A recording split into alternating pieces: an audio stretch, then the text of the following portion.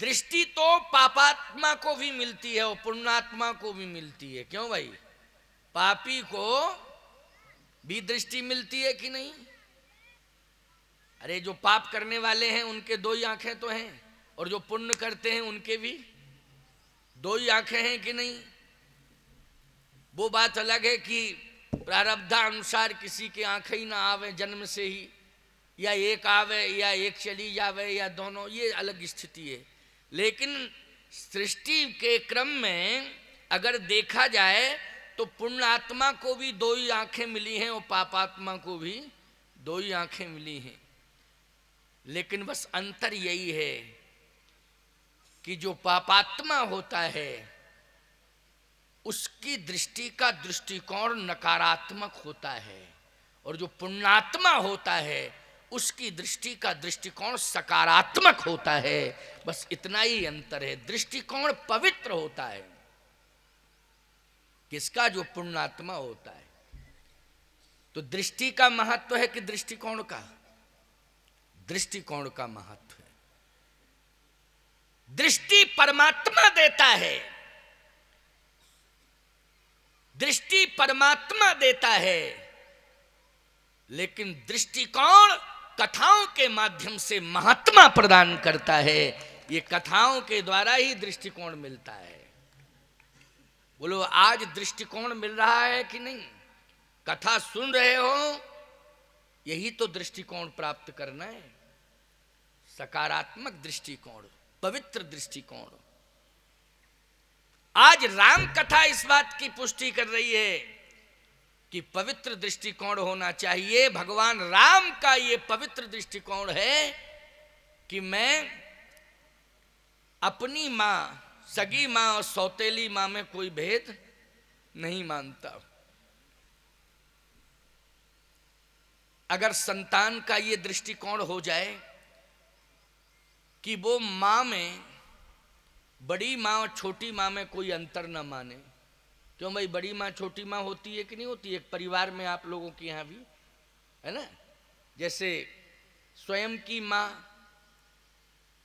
है ना, और चाचा जो होते हैं ना, काका चाचा जो भी मानते हो, तो उनकी पत्नी छोटी मां हुई कि नहीं हुई? बोलो भैया, हुई कि नहीं हुई?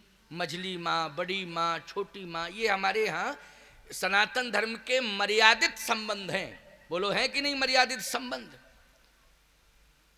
जिसको चाची काकी कहते हो छोटी माँ होती है। क्यों होती है ना? चाची काकी क्या बोलते हैं? छत्तीसगढ़ में बोलते होंगे ना, है? लेकिन इसमें अंतर नहीं मानना चाहिए। जन्म देने वाली माँ अगर है घर में तो निश्चित रूप से अगर दूसरी माँ प्रेरणा दे रही है तो वो जीवन देने वाली माँ है। बोलो सुंदर विचार अगर दे रही है तो वो क्या दे रही है? जीवन दे रही है। अगर कौशल्या श्री राम की जन्म देने वाली माँ है तो कैकेयी श्री राम को जीवन देने वाली माँ है। वो जीवन दे रही है, जीवन जीने की शिक्षा दे रही है कि कैसे जीवन जीना चाहिए। बोलो भाई, जीवन जीने की कला किसने सिखाई है राम को? जल्दी बोलो। कौशल्या जी ने क्या सिखाया? पीत झंगुलिया तनु पहराई। पीली पीली झंगुलिया पहना रही हैं कौशल्या जी राम जी को, हैं? लेकिन कैकेयी जी सावधानी से पीतांबर पहना रही हैं। क्यों भाई? पीतांबर पहना रही हैं, कौशल्या झंगुलिया पहना रही हैं, और जो तपस्वियों के पीले पीले वस्त्र होते हैं पीतांबर, बोलो वो कैकेयी पहना रही है कि नहीं? जल्दी बोलो, है? बच्चे का श्रृंगार कर रही है, ब्रह्म को बालक समझ करके कौशल्या श्रृंगार कर रही है। और याद रखना, कैकेयी यदि तपस्वी का भेष बना रही है, तपस्वियों के भेष का श्रृंगार श्री राम का कर रही है, तो कौशल्या तो ब्रह्म को बालक मान रही है, लेकिन कैकेयी उस ब्रह्म को बालक ना मान करके ब्रह्म ही मान रही है कि राम तुम सबका कल्याण करने के लिए आए हो, इसलिए जाओ तुम्हारे द्वारा सारे संसार का कल्याण हो। तो तापस वेश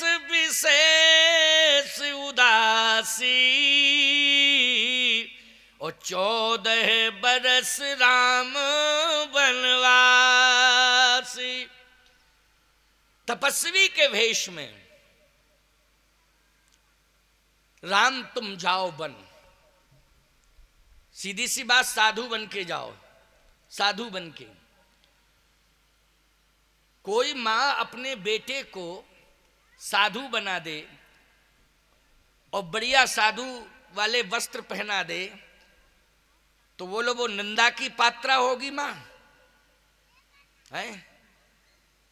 मैं एक बात कहता हूं, मेरी मां ने मुझे जन्म दिया और आज मैं ये वस्त्र पहने हूं तो क्या मेरी मां निंदा की पात्रा है? जल्दी बोलो है।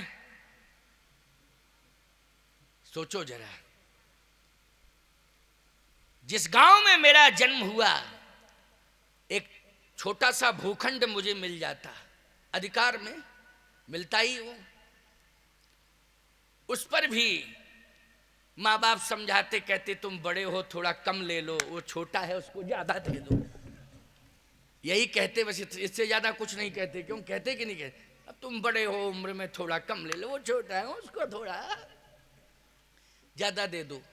अगर बुद्धि थोड़ी स्वस्थ होती तो कह देते कि नहीं ठीक है, और अगर बुद्धि हमारी हल्की होती तो कहते नहीं नहीं वो तो बराबर बराबर शेयर होना चाहिए, इसमें क्या मतलब है।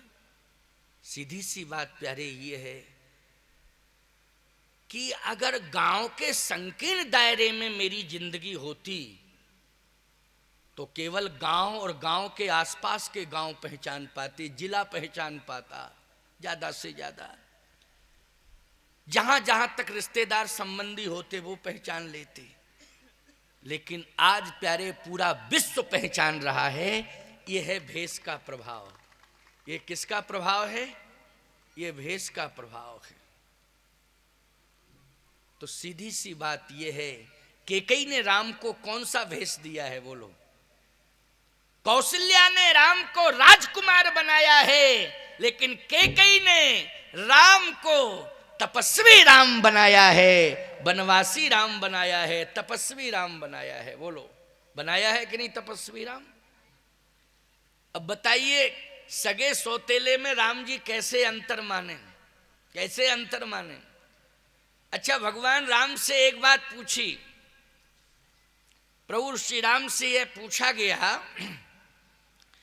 कि एक बात बताओ प्रभु, आपकी सौतेली माँ ने अच्छा व्यवहार नहीं किया, क्यों? बोले वन भेजा आपको।